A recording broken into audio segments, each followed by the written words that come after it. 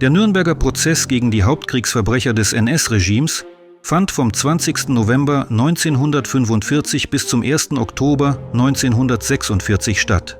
Vor Gericht standen die höchsten Staats- und Militärführer des Dritten Reiches. Ihnen allen wurde die Planung und Durchführung einer Verschwörung gegen den Frieden und die Menschlichkeit vorgeworfen. Im Verlauf des Prozesses fanden 403 öffentliche Sitzungen statt, 116 Zeugen wurden verhört, zahlreiche schriftliche Aussagen und dokumentarische Beweise wurden geprüft, hauptsächlich offizielle Dokumente deutscher Ministerien und Behörden, des Generalstabs, von Rüstungskonzernen und Banken. Hermann Göring, Reichsmarschall und Oberbefehlshaber der Luftwaffe. Er galt als der wichtigste Angeklagte. Zum Tode durch den Strang verurteilt, nahm er sich 2 Stunden vor der Vollstreckung des Urteils mit Cyankali das Leben. Wie er das Gift erhielt, ist bis heute unklar. In seinem Abschiedsbrief schrieb Göring: Reichsmarschälle werden nicht gehängt, sie gehen von selbst. Hans Frank, Gouverneur der besetzten polnischen Gebiete. Am 12. Oktober 1939, unmittelbar nach der Besetzung Polens, wurde er zum Leiter der Verwaltung für die Angelegenheiten der Bevölkerung der polnischen besetzten Gebiete ernannt und später zum Generalgouverneur des besetzten Polens. Er organisierte die massenhafte Vernichtung der polnischen Zivilbevölkerung. Er wurde zum Tode durch den Strang verurteilt. Das Urteil wurde am 16. Oktober 1946 vollstreckt. Letzte Worte. Ich danke für die gute Behandlung während meiner Haft und bitte Gott, mich gnädig aufzunehmen. Joachim von Ribbentrop, Außenminister des nationalsozialistischen Deutschlands, Berater für Außenpolitik. Letzte Worte. Gott schütze Deutschland. Gott sei meiner Seele gnädig.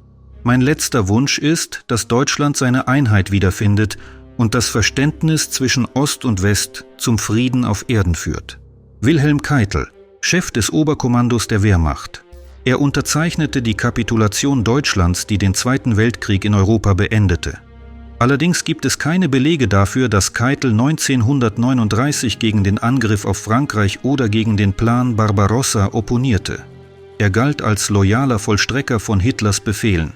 Letzte Worte. Ich bitte den allmächtigen Gott, dem deutschen Volk gnädig zu sein. Mehr als 2 Millionen deutsche Soldaten fielen vor mir für das Vaterland. Ich folge nun meinen Söhnen, alles für Deutschland. Mit der Schlinge um den Hals rief er: Deutschland über alles. Ernst Kaltenbrunner, Leiter des Reichssicherheitshauptamtes und Staatssekretär im Reichsministerium des Innern. Letzte Worte. Ich habe mein deutsches Volk und mein Vaterland von ganzem Herzen geliebt. Ich habe meine Pflicht nach den Gesetzen meines Volkes getan. Ich bedauere, dass ich nicht mehr tun konnte. Glück auf, Deutschland. Alfred Rosenberg, einer der einflussreichsten Mitglieder der Nationalsozialistische Deutsche Arbeiterpartei, Hauptideologe des Nationalsozialismus, Reichsminister für die besetzten Ostgebiete. Er verzichtete auf letzte Worte auf dem Schafott. Wilhelm Frick, Reichsminister des Innern, Reichsleiter, Vorsitzender der Nationalsozialistische Deutsche Arbeiterpartei-Fraktion im Reichstag, Jurist und einer von Hitlers engsten Vertrauten in den frühen Jahren des Kampfes um die Macht. Letzte Worte. Es lebe das ewige Deutschland. Julius Streicher, Gauleiter, Hauptredakteur der Zeitung Der Stürmer. Ihm wurde Anstiftung zur Vernichtung der Juden vorgeworfen, was unter Anklagepunkt 4 Verbrechen gegen die Menschlichkeit fiel. Streicher bezeichnete den Prozess als Triumph der Weltungerechtigkeit. Worte auf dem Schafott: Ich gehe zu Gott. Eines Tages werden die Bolschewiken euch aufhängen. Dann rief er mehrmals: Heil Hitler! Fritz Sauckel, verantwortlich für die zwangsweise Deportation von Arbeitskräften aus den besetzten Gebieten ins Reich. Er wurde wegen Verbrechen gegen die Menschlichkeit, hauptsächlich wegen der Deportation ausländischer Arbeiter, zum Tode verurteilt. Letzte Worte. Ich respektiere die amerikanischen Offiziere und Soldaten, aber nicht die amerikanische Justiz. Arthur Seyß-Inquart, deutscher Staatsmann des Dritten Reiches, Nationalsozialist, SS-Obergruppenführer, seit dem 20. April 1941, Statthalter Österreichs, der besetzten Niederlande und Teile Polens. Er wurde nach dem Urteil des Nürnberger Tribunals zur Verantwortung gezogen. Letzte Worte. Ich hoffe, dass diese Hinrichtung die letzte Tragödie des Zweiten Weltkriegs sein wird und dass das Geschehene eine Lehre ist. Frieden und Verständnis müssen zwischen den Völkern herrschen. Ich glaube an Deutschland. Das Foto, das Sie vor Augen haben, aufgenommen während des Nürnberger Prozesses, löst wohl das größte Entsetzen aus. Darauf sind lachende NS-Verbrecher zu sehen, darunter Hermann Göring und Rudolf Hess. Was brachte diejenigen zum Lachen, die für den Tod von Millionen Menschen verantwortlich waren? Die Tücken der Übersetzung. Das Abkommen über die Errichtung des Internationalen Militärgerichtshofs für den Prozess gegen die NS-Verbrecher wurde am 8. August 1945 in der britischen Hauptstadt unterzeichnet. Neben den Briten setzten Vertreter der Sowjetunion, der USA und Frankreichs ihre Unterschriften unter das Abkommen. Gleichzeitig wurde die Satzung des Tribunals verabschiedet, deren Bestimmungen den Angeklagten viele Rechte einräumten. Insbesondere lautete einer der Punkte der Satzung, dass alle Verhandlungen in einer Sprache erfolgen müssen, die der Angeklagte versteht, wie Lev Smirnow und Mark Ragin in ihrer Veröffentlichung Weder Verjährung noch Vergessen nach Materialien des Nürnberger Prozesses feststellten. In Verbindung mit diesem Punkt der Satzung und der Anwesenheit von Vertretern verschiedener Länder bei den Verhandlungen in Nürnberg mussten die Organisatoren des Prozesses eine Simultanübersetzung ins Russische, Englische, Französische und Deutsche gewährleisten.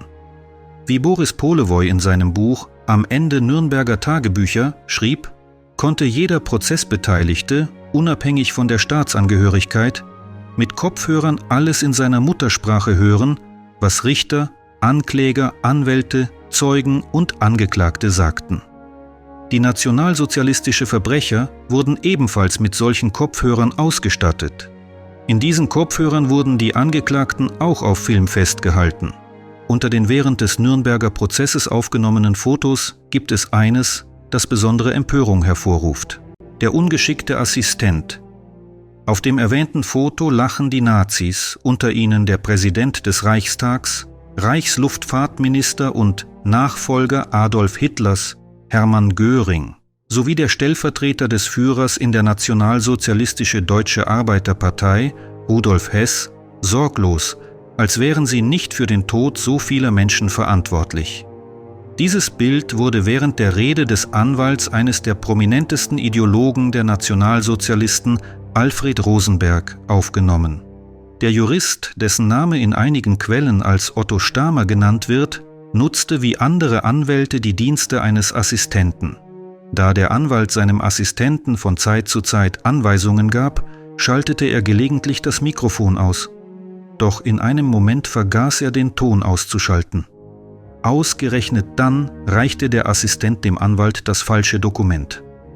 Aufgrund dieses Fehlers, so glaubt man nach der Darstellung von Arkadi Poltorak in Das Nürnberger Epilog, wäre der Anwalt beinahe gezwungen gewesen, dem Gericht Alfred Rosenbergs Werk Der Mythos des 20. Jahrhunderts vorzulegen, in dem die Überlegenheit der arischen Rasse propagiert wird. Als er bemerkte, welches Dokument er in den Händen hielt, wurde der Anwalt rot und sagte verärgert: »Dummkopf, warum geben Sie mir diesen Unsinn?« Diese Phrase war in allen Kopfhörern zu hören. Der Saal brach in Gelächter aus.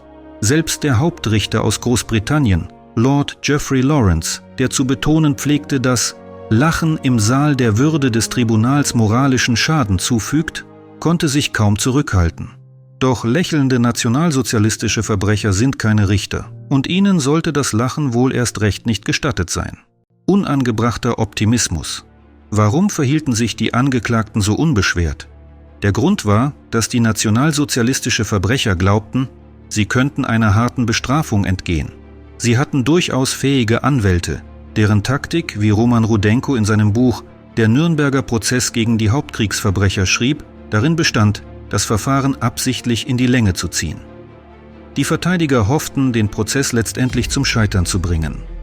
Sie dachten, dass die Politik der westlichen Mächte, die auf eine Spaltung Deutschlands abzielte, zu Differenzen zwischen Anklägern und Richtern führen würde, die eine Urteilsverkündung unmöglich machen würden. Wie wir jedoch wissen, erfüllten sich die Hoffnungen der Verteidiger und Angeklagten nicht.